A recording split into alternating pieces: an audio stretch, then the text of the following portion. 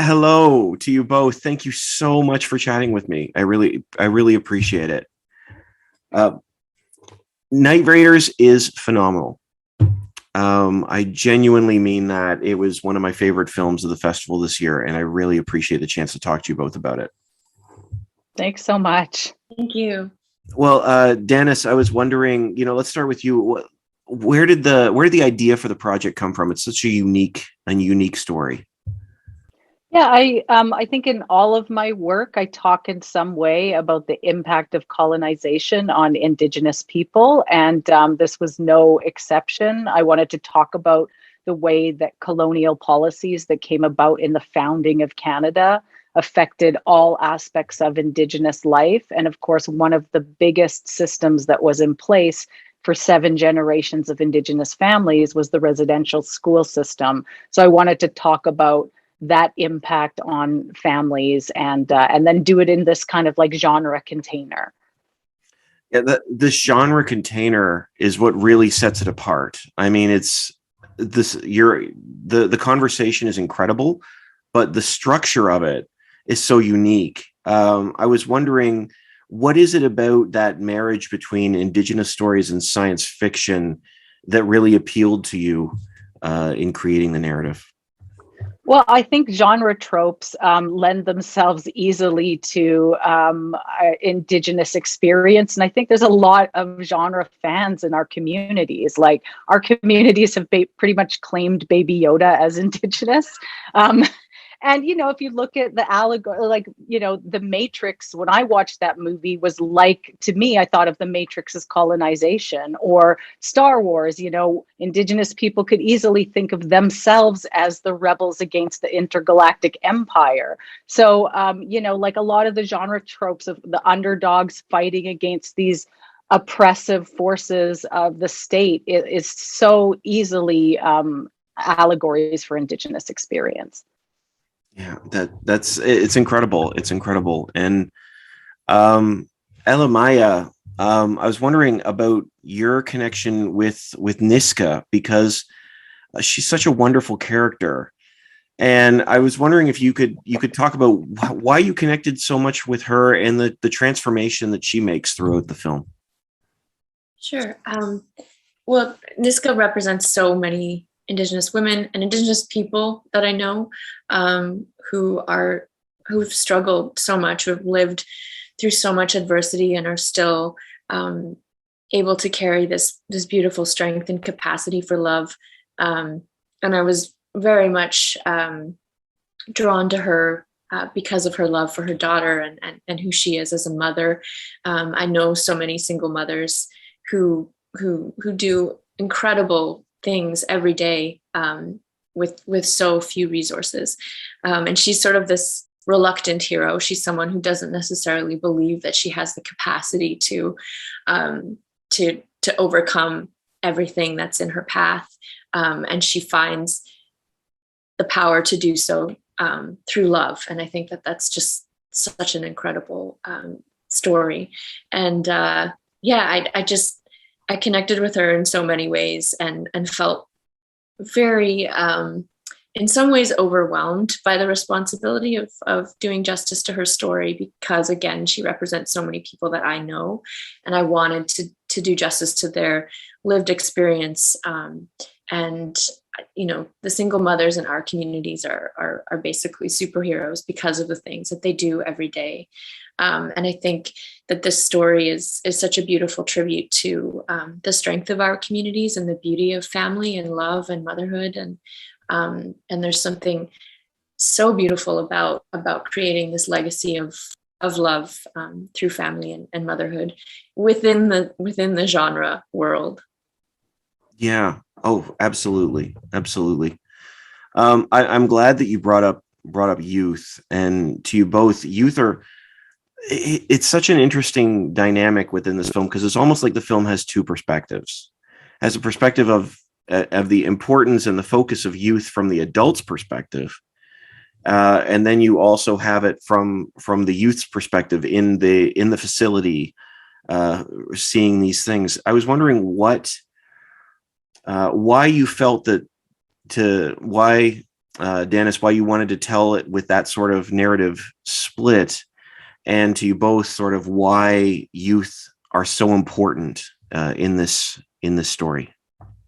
Yeah, I mean, youth were a huge inspiration for me in the telling of the story. I started writing it just after the Idle No More movement swept Canada, and that was a movement that started by 4 women on the prairies. But the way that the youth stood up and made themselves seen and heard was so beautiful and moving. And I just felt so compelled to tell a story about the power of Indigenous people, but especially the youth, and how much they're I just was so struck by their bravery and their fearlessness, and I wanted to reflect that in some way.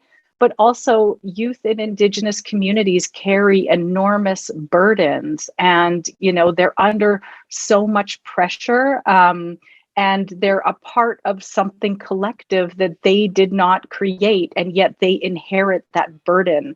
And so I really felt compelled to not only talk about the promise of the youth, but also just how it is our responsibility, all of us, to protect them and to empower them and to tell them how much we love them. And so in some ways, the film is like a love letter to the parents that fought so hard for their children and loved them fiercely in spite of horrific situations, and also the youth and the way that they still maintain, and the character of Boissy still has an openness and a curiosity in spite of what has happened. And it's such a beautiful characteristic to have in the face of this totally oppressive world.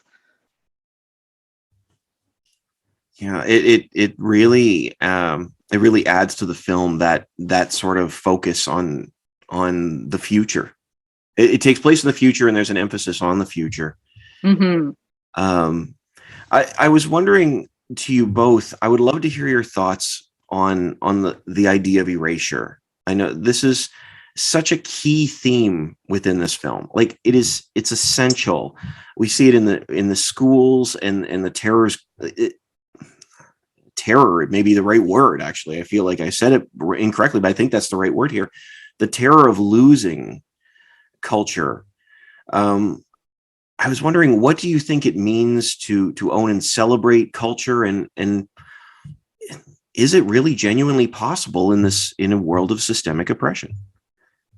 I think Indigenous communities have proved that it is possible. And, the film was like a declaration to say, we have always been here, we are still here, and we will always be here. So, yeah, I mean, I think Indigenous communities have proved that it's possible. I was wondering, to you both, why you think, I mean, this is such a key topic in conversation going on right now. This is a film that was written several years ago, or in process for several years. But in terms of timing, this is right in the center of a national conversation.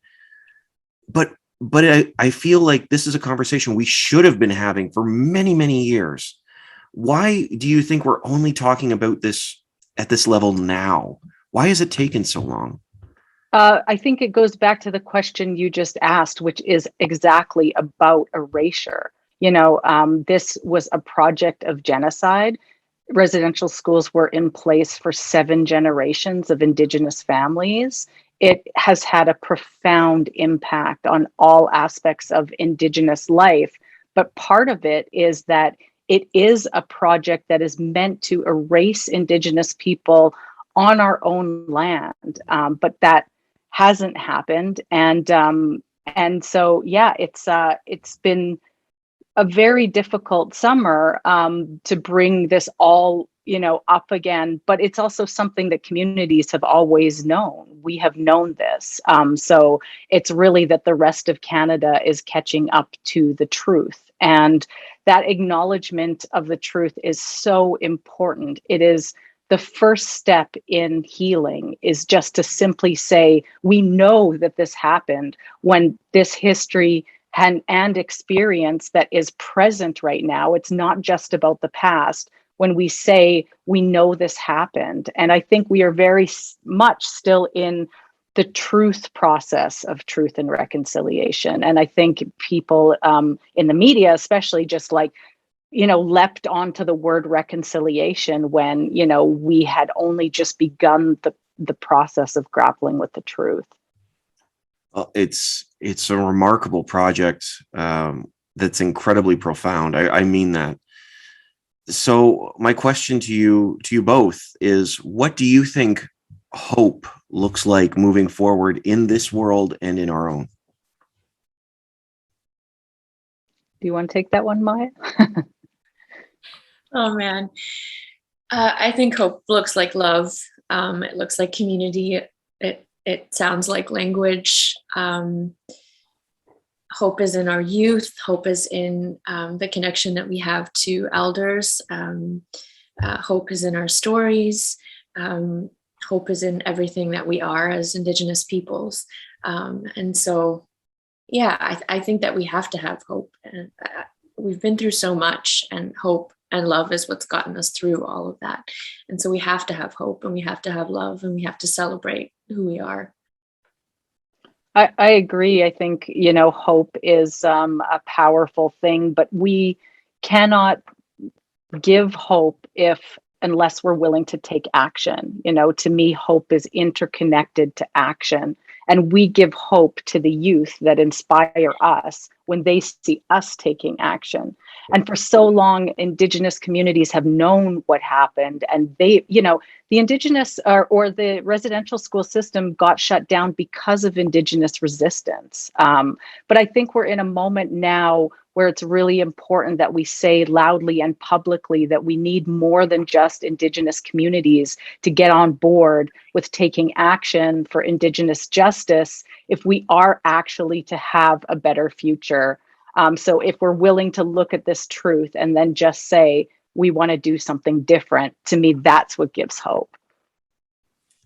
Well, I appreciate that. And I genuinely appreciate the chance to speak with you both. It's my hope that this film goes beyond conversation as well, that it leads to action and it leads to further change on a cultural level and on a national and global level as well, because this is not just a Canadian film, Canadian, New Zealand, and resonates so deeply. So thank you so much for the chance to chat with you, and I wish you the best. Thank you so much. Thank you. Take care. All right, thanks.